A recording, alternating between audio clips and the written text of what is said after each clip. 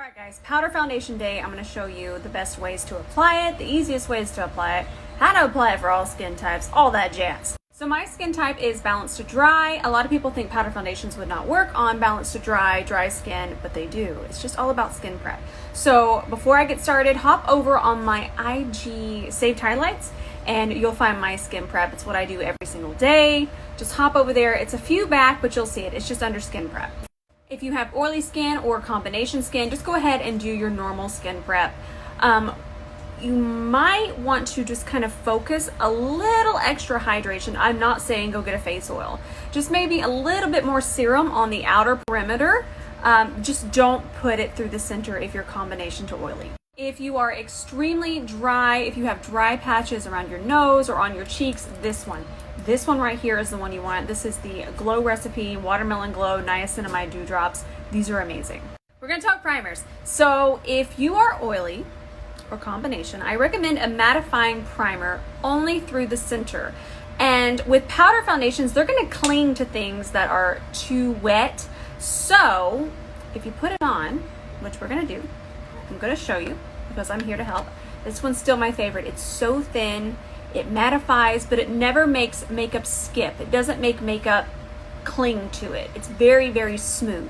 I also want to remind you, when you put on your primer, give your primer at least 3 minutes. I know that seems like a very long time, but it takes a long time for it to kind of dry down and sink into the skin and do its job. So give it 3 minutes. So this is one of my favorite mattifying primers. Even though I'm balanced to dry, I just love the way makeup sits through the center of my face when I have this on.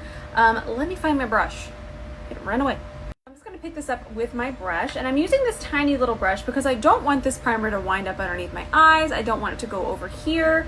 Again, skip this primer if you are dry or have dry patches. I'm going to show you a primer that I like for dry skin. But for right now, this is where I focus it. And then once I have it placed, if I need to kind of check, I'll tap and see where we're at. That feels about right. I'm just going to kind of continue through here. I also like this particular primer because I live in a very humid, it's basically walking around in a swimming pool outside. I live in a very humid climate. I just feel like it really helps the makeup not become shiny. Even though I'm not oily, the humidity and the heat, they will make me shiny. It's just what happens. So this one right here, it's been my fave for a very long time.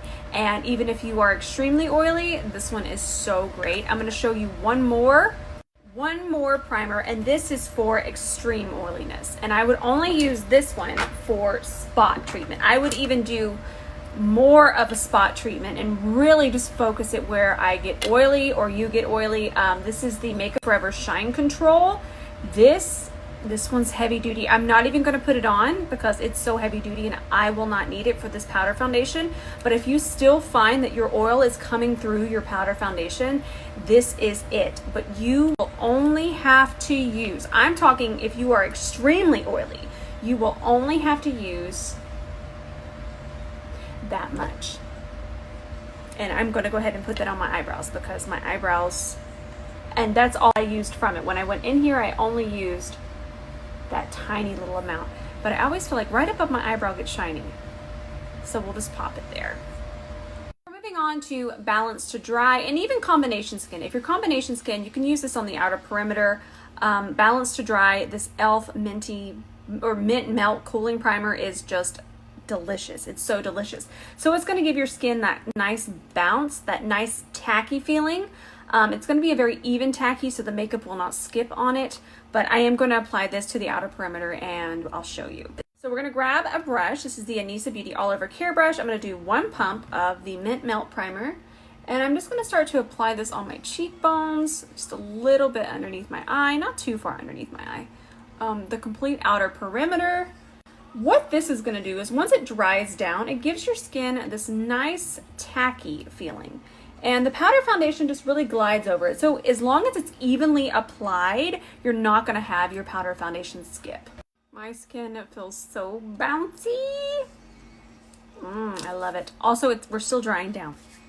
Let it dry down. That is key. It's so crucial. All right, so we're getting to the finish line here. So far, my favorites are the Makeup Revolution one. This one is a little bit lighter coverage, a little more luminous, And then the Beauty Creations is just full coverage, and I actually love the match on this one for me.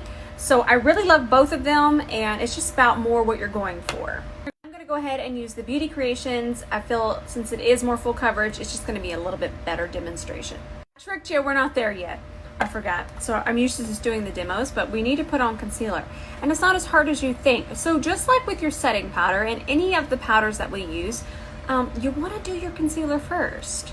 That way you're not trying to put this on top of a powder. This is just normal. I mean, think about every time I do my makeup. I'll have my foundation on, my regular liquid, then I do concealer. And if I'm going to use any creams, I use all of those creams before we use any powder. Now, I will say, it's easier to apply a powder blush later and a powder bronzer. It's going to be a little bit harder. You could layer. I feel that with the Makeup Revolution one, you could layer underneath. You could do your bronzer before your creams.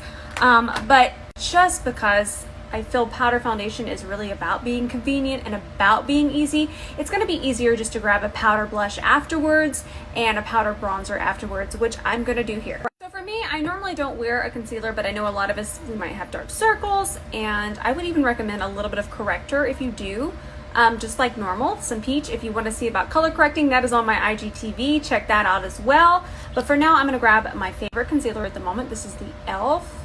Hydrating concealer, and that's the only place I'm going to put it. If I had a blemish, I would do that, but for right now, this powder is going to be so full coverage that I'm not going to have to really focus on putting it through the center or anything of that nature. So we'll grab our Anisa Angle Concealer Brush and work this in as usual. Connect it over here, and then with whatever's left on the brush, we'll just push that through here. Let's grab our powder foundation. I am just going to use the puff at first. If I want more coverage, we'll come back through. That's going on so smooth. And then I'm going to pick it up on the puff, and just like I do with my other puff, let's go ahead and just press it into that concealer. There's going to be no separation, no streakiness, no chaos, no screaming and crying. Well, maybe some screaming and crying, but for different reasons. Look how smooth and beautiful that is. That's the spice. Again, I'm going to grab this first. I just feel like it really just kind of applies it nice. And then we can grab the foundation brush again and press it in. If you want to continue with the coverage, you can grab a foundation brush. This one's still going to be great for even powder because it's so dense. And then we'll just take it and just build it up on the places that we really want it built up. And just really press it into this. I already did this side. And then the same on the forehead. You don't need to, who in the Sam Hick? Oh, we'll have to fix that in a second. Now we're going to bronze up the face. I'm going to grab this bronzer from Rimmel. This brush is a prototype, but stay tuned. Again, with the pressing, this looks so smooth. I'm really into these powder foundations. I feel like they're so much faster too. Same thing goes for powder foundation. If you forget you have leftover bronzer in your brush and you get a little wild, just take that and go right back over. Oh yeah. And if you're really in a hurry, I highly recommend the Makeup Revolution one and a fluffy brush.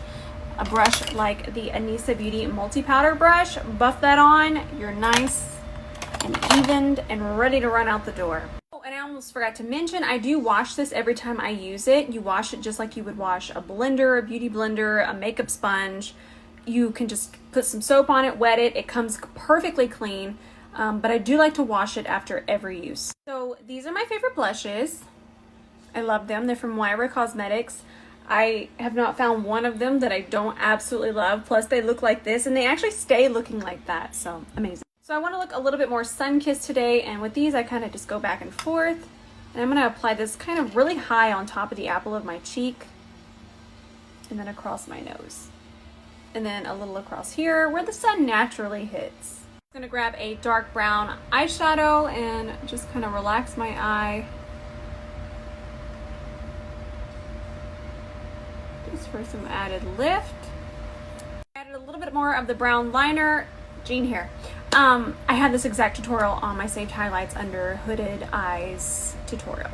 And also another question that I've been getting a whole lot even in my DMs now is if you set this, it is a powder, you do not have to set it, it sets itself. It's just a powder. The The last thing I know you're going to ask me about is setting spray. I don't recommend a setting spray with a powder foundation. The reason why is because when you go to spray that setting spray, it might lift the makeup, it might leave some splotches.